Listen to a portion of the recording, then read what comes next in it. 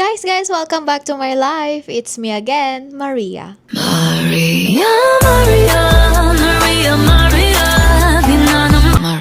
For today's video is pupunta tayo ng Mualbual, Cebu. At ang gagawin natin doon ay mag-free diving tayo. And this will be my first time free diving. So wala pa akong experience na to. And gustong gusto ko talaga itong matry. Kasi matagal ko na itong pangarap. Ang makapaglangoy-langoy ba sa ilalim ng dagat kasama ang mga fish. Makakasama din natin si Bebo. Pero bukas pa siya. Kaya ako muna mag-isa for day 1.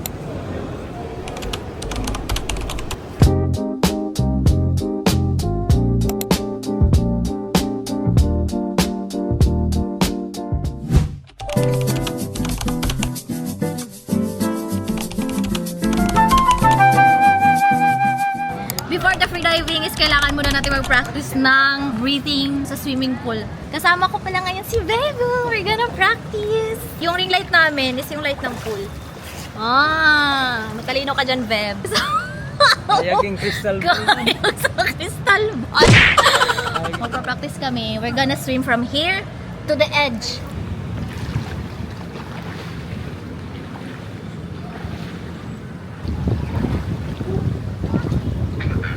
Ayun naman is yung second na pag-practice namin is mag-hold our bad breath. Go. Wrong ako Apta. Wrong ako. Wala ko na kay equalize.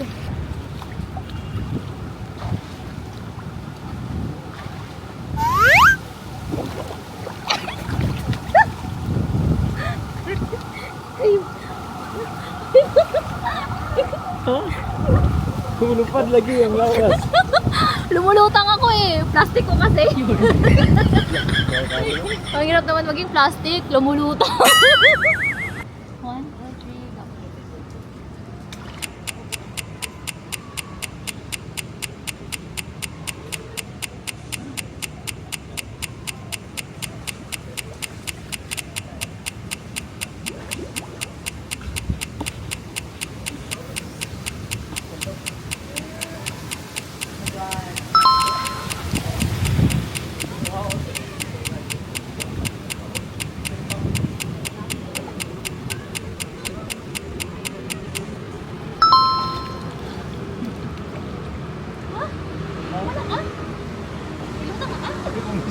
Walang misakit ko.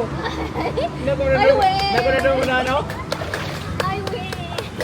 Pero na ako, sa kanin siya. Pagkana ako, look. Pump daw muna si Bebo. Babawi si Bebo. Pwede na?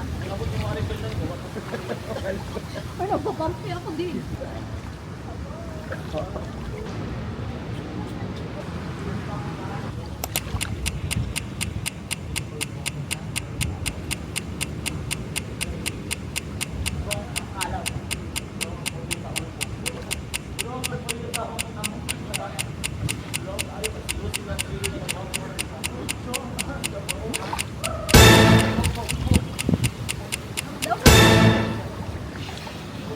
I sore.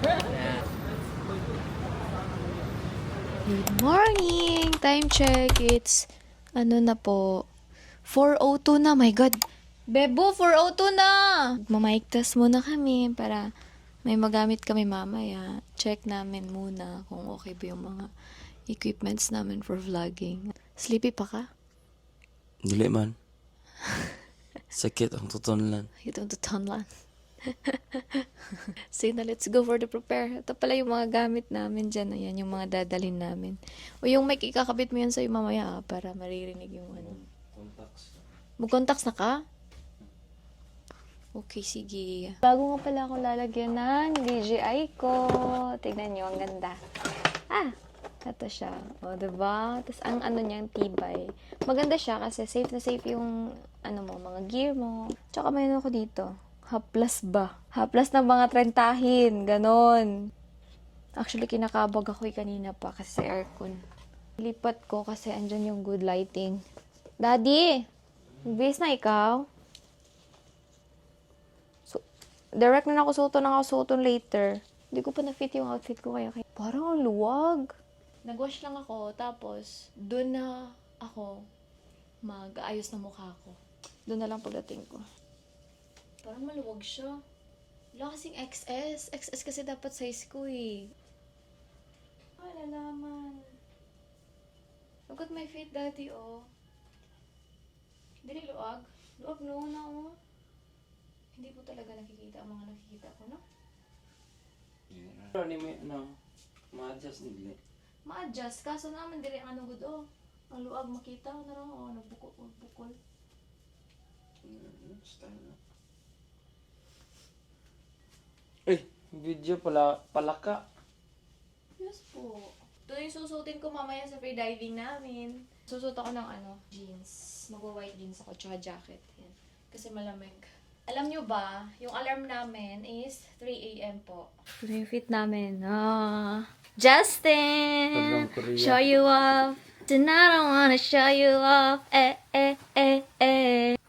Ako, si Bebu. Sukat na kagamit ko. Sunflower oil. Nasinaw gid nga akong upaw. Hala. Naka si Papa Jesus. Sorry, Papa J.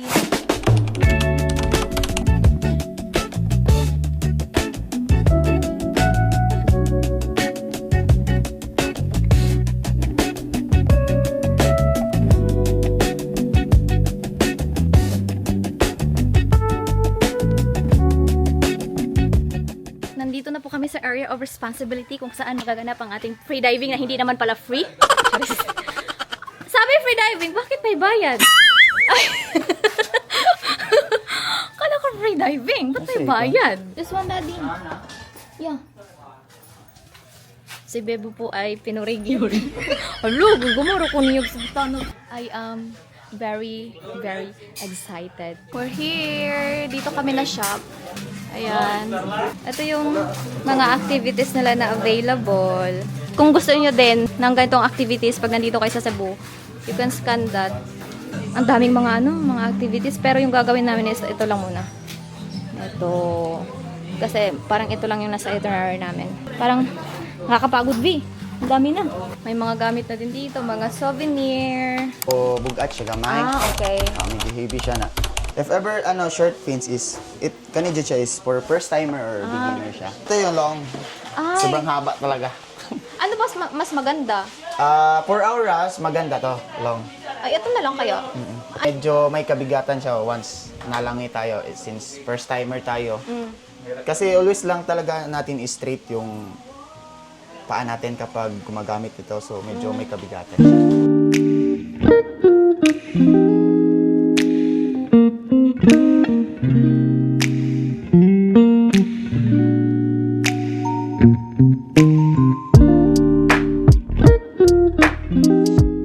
Tapos Okay, mo good. dive na ta. So yung activity natin today is fun dive or free dive po. Visit po tayo ng 4 na spot. First is yung mermaid statue. Second is yung sardines, corals, and then last yung turtle po. How to prolong the breathing. Need kayo mag-inhale. Hindi yung short inhale lang ha. Dapat one full breath talaga. Dive, warm up muna tayo para Okay. may exercise yung natin. Yung breath. diaphragm. Oo. Okay. Sa pag one full breath, dapat and then hold. Okay? Okay. Hold Hold the this breath. diaphragm. Okay. Huwag nyo i-release yung air kapag papunta kayo sa ilalim. Or even paangat kayo, huwag nyo i-release yung air.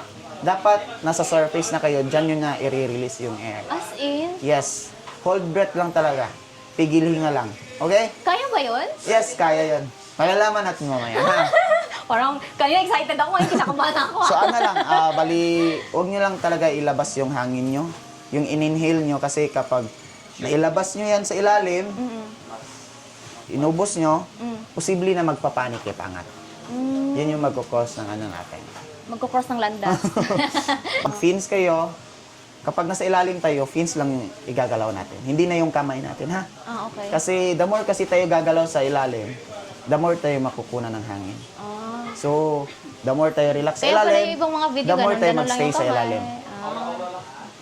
The more tayo relax sa ilalim, the more yung hangin natin. Mas tataas. Mas Oo. stagnant. May suggestion po kayo kung every ilang minuto yung equalization. Ano lang, kapag, huwag nyo antayin yung pressure Yung na pressure. papasok. Oo. Kasi if ever, every meter, papasok yung pressure mo. Start yung pressure, 2 to 3 meters, yun, mag-equalize kayo. If ever, bababa kayo ng mga 4 to 5 meters, Minaw ka. 4 to 5 meters, papasok ulit yung pressure. pressure. So, equalize lang kayo. Blow again. Oo. How about po yung sa current? Ano po yun? Pwede About po sa pa-explain current nun? is, depende po yun if pa-high tide or pa-low tide. Kasi nagkakos yung Parang against yung Oo, hangin. oo. Parang ganun. Oo. Pati waves na apektuhan. Pero as of now po, since siya, like, Good weather. God naman yung weather and Di pa posible masyadong hindi pa ano. masyadong yung Current. Malakas yung current. De-demo kami kung ano yung mga auras nyo doon Okay. sa Mermaid Statue or sa shots natin, ha? Then sa second spot is yung sa Sardine Run. Bali sa Sardine Run is malalim po siya, ha? Mga Di ilang natin meter po yun? kita yung ilalim. Sobrang lalim talaga. Pero, Kikisabay. Oo. Parang Sabay lang convoy. kayo. Oo. Sa pawikan, bawal talaga siyang hawakan. Ha? Okay po. Ito Yung sayo pinaka- lang daw ang pwedeng hawakan siya.